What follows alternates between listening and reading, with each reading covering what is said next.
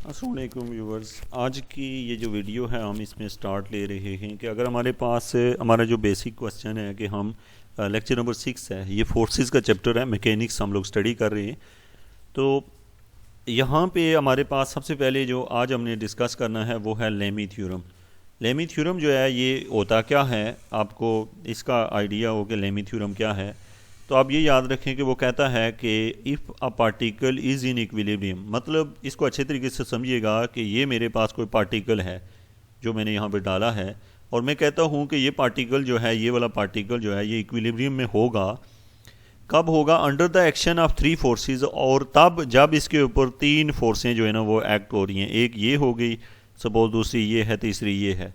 तो एक force F1 है, दूसरी फोर्स F2 है और तीसरी फोर्स F3 है। तो आपने क्या कहा जी, if a particle is in equilibrium, ये जो पार्टिकल है ये इक्विलिब्रियम में होगा under the action of 3 forces, इसके ऊपर 3 फोर्सें लग रही हैं। देन अगर ऐसा हुआ तो, अब आप बात को समझिएगा कि वो ये कह रहा है कि अगर होगा ही नहीं, ज़रूरी नहीं है, लेकिन वो ये कह रहा है कि अगर 3 फोर्सें किसी एक पार्टिकल के ऊपर लग रही हों तो वो अगर इक्विलिब्रियम में हुआ पार्टिकल, मीन वो इक्विलिब्रियम की पोजीशन में हुआ, तो ये ज़रूरी होगा। देन क्या होगा? Then the forces are coplanar. एक फिर क्या होगा कि वो जो फोर्सें होंगी तीनों वो कोप्लेनर होंगी। कोप्लेनर का मतलब आपको बच्चों समझो कि जैसे कि आप फर्श के ऊपर एक पेन रख दो, दूसरा रख दो, तीसरा रख दो, तो वो सारे एक ही फर्श के ऊपर पड़े हुए हैं। तो हम कहते हैं तीनों प्लेन एक ही फर्श के ऊपर पड़े हुए हैं, मीन एक ही प्लेन के ऊपर पड़े हुए हैं।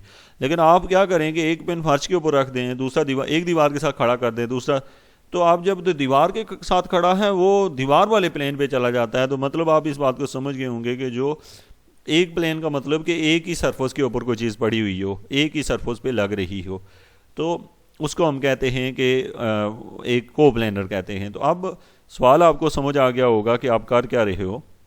आप ये कर रहे हैं कि लेमी थ्योरम में ये कहता है कि अगर 3 फोर्सें किसी पॉइंट के ऊपर अप्लाई कर रही हैं तो वो पॉइंट इक्विलिब्रियम में हो, तो ये होता है कि वो तीनों फोर्सें जो होती हैं एक तो कोप्लेनर होंगी, and each force has magnitude, और सारी फोर्सों का जो मैग्नीट्यूड होगा, याद रखें जैसे F1 का मैग्नीट्यूड जो है वो, अगर मैं यहाँ पे आपको थोड़ा सा ड्रा करके दिखाता हूँ ताकि आपको थ्योरम की स्टेटमेंट अगर आप समझ गए तो पेपर में ऐसा कभी भी थ्योरम आए और आप लेमी थ्योरम की एप्लीकेशन, मतलब इसका यूज़ करना आप बहुत अच्छा आसानी से कर लेंगे। आप किसी भी क्वेश्चन पे लेमी थ्योरम लगाना चाहते हैं तो आप उसको भी अंडरस्टैंड कर जाएंगे। तो यहाँ पे मैं थोड़ा सा इसे मिटा के दिखाता हूँ आपको, यानी क्या करना चाह रहे हैं हम। 3 फोर्सें लेते हैं और इस स्टेटमेंट को अंडरस्टैंड करते हैं। ओके, अब हमने क्या लिया जी, हमारे पास हम ले रहे हैं, ये मेरे पास स्टूडेंट्स जो है एक पॉइंट है, इस पॉइंट के ऊपर एक फोर्स ये लग रही है, दूसरी फोर्स ये लग रही है, तीसरी फोर्स ये लग रही है। ये वाली जो फोर्स है ये F1 है, ये वाली जो फोर्स है ये F2 है, और ये वाली जो फोर्स है वो F3 है। याद रखें 3 फोर्सें हैं। अब स्टूडेंट वो बंदा कहता है कि अगर किसी पॉइंट के ऊपर 3 फोर्सें अप्लाई हो रही हों और वो पॉइंट अगर इक्विलिब्रियम में हो, तो फिर ये तीनों फोर्सें कोप्लेनर भी होती हैं, और पहली फोर्स का मैग्नीट्यूड अगर फर्ज किया A है, दूसरी फोर्स का मैग्नीट्यूड लेना तो आपको आता होगा, फोर्स एक वेक्टर क्वांटिटी है, उसका मैग्नीट्यूड निकालेंगे, उसका मैग्नीट्यूड B है, और तीसरी फोर्स का अगर मैग्नीट्यूड C है, तो देन यहाँ पे जो A और B के दरमियान अगर बनने वाला जो एंगल है उसको गेमा कह देता हूँ। गेमा मीन C के सामने गेमा है, A और B के सामने जो है, यानी फोर्स जो A और C के दरमियान में जो है वो, यानी आप ये समझ, A के सामने अल्फ़ा है और B के सामने, मैं नीचे आपको ये फिगर भी दिखा देता हूँ, यहाँ बनी हुई है, ये है, इसको मैं ऊपर से हटा देता हूँ ताकि आप इसे अंडरस्टैंड कर सकें, फिगर को समझें और फिगर से अपने आप को एक्सप्लेन करना सीखें ताकि आपको बाद में इसमें कोई प्रॉब्लम ना आए। तो सबसे पहले तो हम ये ले लेते हैं। तो हमने क्या कहा जी, 3 फोर्सें, एक फोर्स ये है F1, दूसरी फोर्स जो है वो F2 है, और तीसरी फोर्स जो है वो F3 है। जो एंगल अल्फ़ा है, अल्फ़ा आपको यहाँ दिखाई दे रहा है, ये अल्फ़ा हमने किस बेस पे बनाया, जो F1 के सामने है वो अल्फ़ा है, जो F2 के सामने है वो बीटा है, और जो F3 के सामने है वो गेमा है। हमने 3 लिए।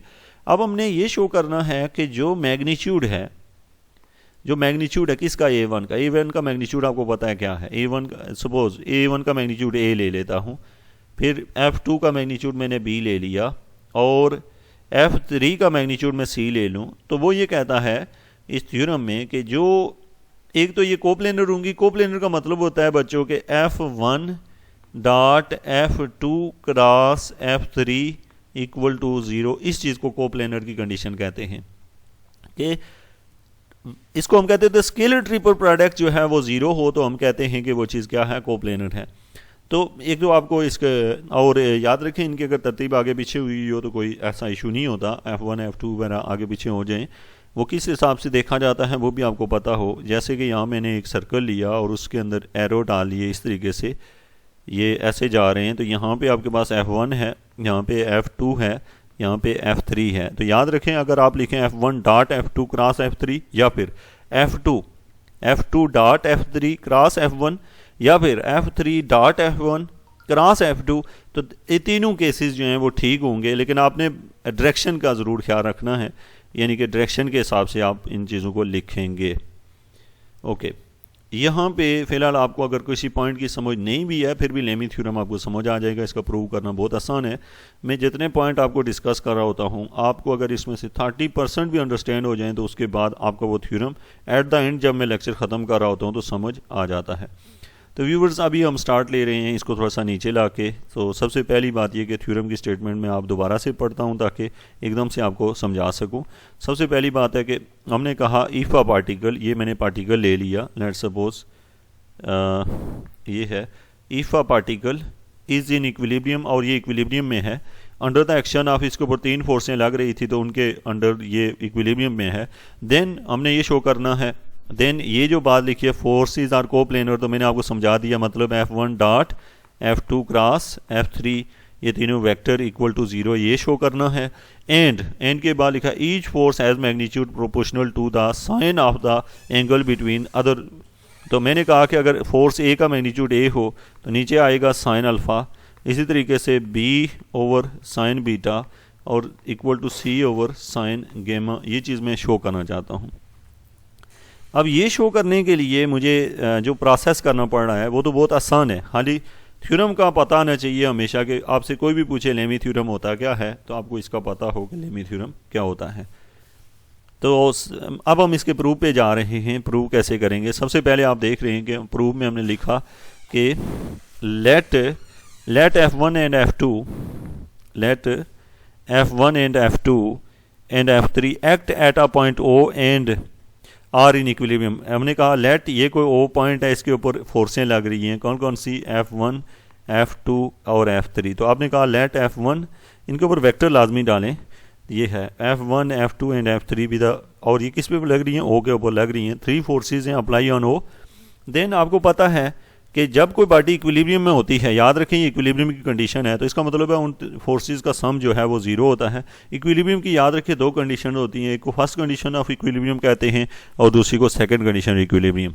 फर्स्ट कंडीशन ऑफ इक्विलिब्रियम जो कि आपने पढ़ी होगी, जिसको हम कहते हैं कि रिजल्टेंट जो सम ऑफ ऑल फोर्सेस जो होती है वो 0 होती हैं एक, और दूसरी कंडीशन कौन सी होती है, एक है sum of all forces equal to 0, और दूसरा जिसे हम कहते हैं इक्विलिब्रियम की सेकंड कंडीशन वो होती है sum of all torque equal to 0। ये 2 कंडीशन होती हैं इक्विलिब्रियम की। तो व्यूअर्स यहाँ पे हमने इक्वेशन नंबर 1 ले ली, इक्वेशन 1 आप समझ गए होंगे, ये इक्वेशन 1 है। फिर अब हमने क्या किया कि इसका क्रॉस प्रोडक्ट ले लिया F2 क्रॉस F3 के साथ, F2 क्रॉस F3 के साथ इसका क्रॉस प्रोडक्ट ले लिया।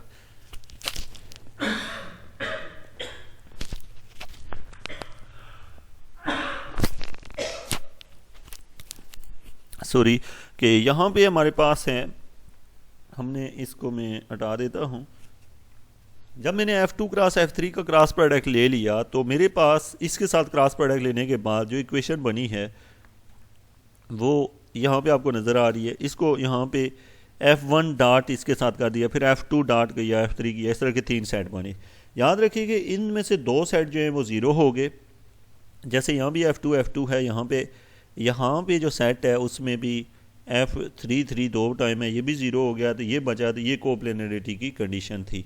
अब नेक्स्ट जो है व्यूवर्स हमारे पास है यहाँ पे which show that the forces F1 F2 are coplanar. यहाँ से ये बात शो हुई कि कोप्लेनर हैं, तो ये कोप्लेनरिटी की कंडीशन है, ये जो कंडीशन लिखी हुई है यहाँ पे। उसके बाद नीचे जाके तो आप देखें तो टेकिंग द क्रॉस प्रोडक्ट, उसी इक्वेशन के साथ हमने क्रॉस प्रोडक्ट लिया है। यहाँ पे आप देखें तो ये जो इक्वेशन है वो जो ऊपर दी थी उसका F3 के साथ, ज़रूरी नहीं है F3 के साथ लें, कुछ और से भी ले सकते हैं आप, F1 से F2 से ले सकते हैं। क्रॉस प्रोडक्ट लें तो इसका आंसर जो है बच्चों ये निकलता है। इसको आप देख लें, इन स्टेप्स को आपको समझ नहीं है तो ज़रूर कमेंट करें। अब इसकी वैल्यू ये है, इसकी वैल्यू ये है इनका मैग्नीट्यूड लेने के बाद। याद रखें इसमें एक एक्स्ट्रा पॉइंट है कि F1 क्रॉस F3 जब लेते हैं तो यहाँ पर नीचे आता है F1 F3 साइन बीटा और साथ n यूनिट वेक्टर आता है, लेकिन वो यूनिट वेक्टर मैग्नीट्यूड की वजह से यूनिट वेक्टर का मैग्नीट्यूड 1 हो चुका है। और ऐसा ही दूसरी साइड पे है, यहाँ से इक्वेशन नंबर 1 निकली है हमारे पास। इक्वेशन 1 के बाद सेम अगर आप देखते हैं तो इक्वेशन नंबर 2 है आपकी, सेम उसी तरीके से हमने दूसरी इक्वेशन निकाली और इन इक्वेशंस को कंबाइन किया है, इन इक्वेशन नंबर 2 और 3 को। अच्छा, ये दूसरी इक्वेशन निकाली कैसे आप याद रखें, यहाँ पे F3 के साथ हमने लिया था क्रॉस प्रोडक्ट, यहाँ पे F3 के साथ जब आप F2 के साथ लेंगे या F1 के साथ लेंगे तो एक और इक्वेशन बनेगी, वो ये वाली इक्वेशन होगी जैसे आप इक्वेशन नंबर 3 में देख रहे हैं। ओके, अब हमने यहाँ तक हम पहुँच चुके हैं और नीचे जाके तो व्यूवर्स हमने इन दोनों इक्वेशनों को कंबाइन किया जो इक्वेशन नंबर 2 और 3 में है, तो ये आपके पास जो जनरल इक्वेशन है वो बन गई है जो कि आप यहाँ देख रहे हैं। इसको लॉ ऑफ साइन भी कहते हैं। याद रखें ये F1 F2 F3 ये तीनों स्केल मैग्नीट्यूड्स हैं, ये वेक्टर नहीं हैं, यानी कि ये F1 वेक्टर का मैग्नीट्यूड लिखा हुआ है, तो इसको कहते हैं लेमी थ्योरम। तो सिंपली आपसे को पूछे लेमी थ्योरम क्या होता है तो आप कहते हैं अगर कोई पॉइंट हो और उसके ऊपर 3 फोर्सें लग रही हों और वो इक्विलिब्रियम में हो तो ज़रूरी है कि वो तीनों फोर्सें एक तो कोप्लेनर होती हैं और वो लॉ ऑफ साइन को होल्ड करती हैं। दिस इज़ कॉल्ड द, इसको हम लोग बच्चों कहते हैं कि ये हमारा क्या है, हमारा जो टोटल जिसकी बात हमने की है निकला है यहाँ पे लेमी थ्योरम। अभी हम नेक्स्ट लेक्चर में देखेंगे कि क्वेश्चन नंबर 12 देखेंगे कि किस तरीके से लेमी थ्योरम का यूज़ किया जाता है। Thank you very much.